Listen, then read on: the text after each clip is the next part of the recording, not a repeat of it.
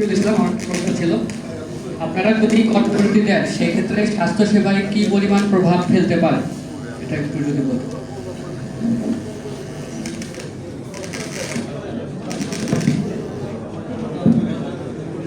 ধন্যবাদ। আমি মোহাম্মদ সোহেল রানা, সভাপতি মেডিকেল টেকনোলজিস্ট ফোরাম। এখানে দুইটা বিষয়, একটি হচ্ছে যে আপনারা ভালোভাবে অবগত, আমরা যখন একটা স্যাম্পল 3টা হাসপাতালে টেস্ট করতে দেই তখন 3 রকমের রিপোর্ট হয়। এই ভোগান্তির কারণে সময় মতো চিকিৎসা করতে রোগীরা ভোগান্তির মধ্যে পড়ে এবং চিকিৎসকগণ ভোগান্তির মধ্যে পড়ে।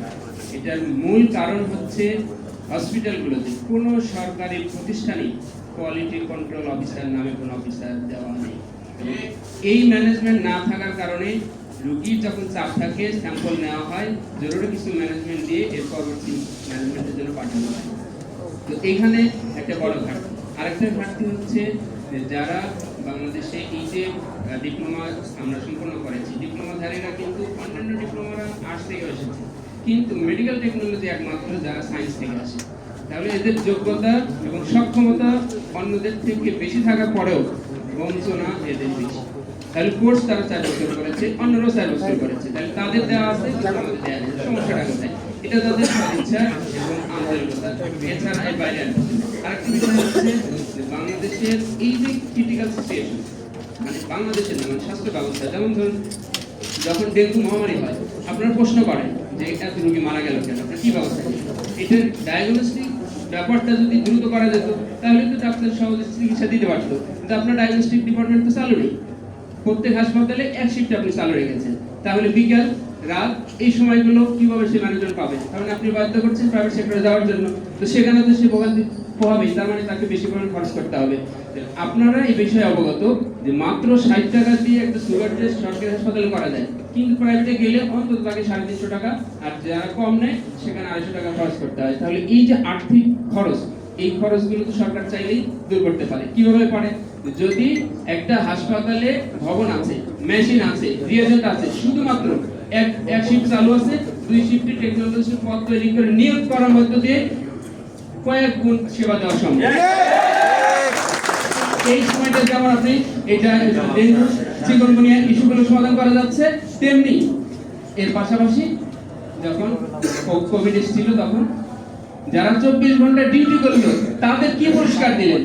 যারা অন্যান্য হসপিটাল ছাড়া অন্যান্য ডিপার্টমেন্টগুলোতে কোভিডকালীন যে সার্ভিসগুলো যেভাবে পেয়ে আসছে, হোম সার্ভিস থেকে যারা 24 ঘন্টা ডিউটি করেছে তাদের ব্যাপারে, যারা সিটি স্ক্যান এমআরআই করেছে তারা নিজেরা যখন রোগী দেখে তার পরিবারের লোকেরা চলে গেছে, কিন্তু আমরা হসপিটাল থেকে কোথাও চলে যাইনি, আমরা হাসপাতালে থেকে সেবা দিয়েছি, এরপরও বৈষম্য।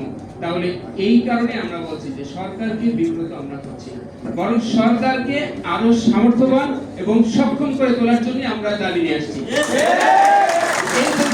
সরকার দূর না করে তাহলে আরো একটা অভিযোগ তাদের উপর এসে পড়বে, সুতরাং অভিযোগ থেকে বাঁচানোর জন্য আমরা তাদেরকে সচেতন করছি।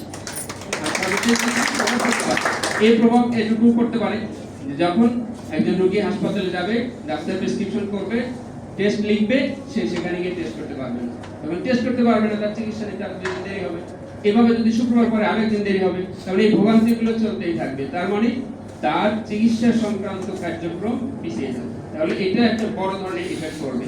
তো এই ইফেক্ট থেকে বাঁচানো এবং দেশকে সেবা সহনশীল করার জন্য আমাদের এই টেকনোলজির অংশগুলোকে যত গুরুত্ব দেওয়া হবে তত তাড়াতাড়ি স্বাস্থ্য ব্যবস্থার আরো উন্নতি হবে এবং সেবা সহজ হবে।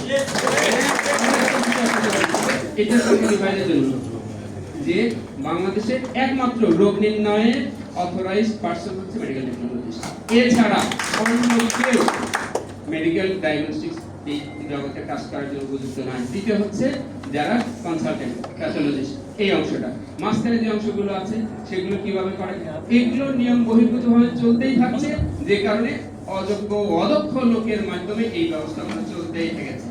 এই কারণে সুনির্দিষ্ট নীতিমালা না থাকা, মেডিকেল টেকনোলজির জন্য যদি স্বতন্ত্র পরিদপ্তরের ইস্যুটা যদি নিয়ে আসানো যেত তাহলে এই অংশগুলো সহজে উদ্ধার করা যেত। তাহলে একই সাথে আমরা এটা বলতে চাই যে মেডিসিন যেমন অ্যান্টিমাইক্রোবিয়াল রেজিস্ট্যান্স ডেভেলপ করছে, অ্যান্টিবায়োটিকের ইউজ বেড়ে যাচ্ছে, কেন বাড়ছে? যদি ফার্মাসিস্ট বাইরের ব্যবস্থাপনাটা আরো উন্নত করানো যেত আর ডায়াগনস্টিক ব্যবস্থাকে উন্নত করানো যেত, তাহলে সরকারের ইনকাম বেড়ে যেত, রাজস্ব বেড়ে যেত, একই সাথে আমাদের এই প্রফেশনের বৈষম্য দূর হতো। এই কারণে আমরা বিষয়গুলো আপনাদের সামনে নিয়ে এসেছি যে আমরা সরকারকে বিব্রত করতে চাই না, আমরাও বিব্রত থাকতে চাই না। আমরা চাই দেশ উন্নতি হোক, পেশার উন্নতি হোক।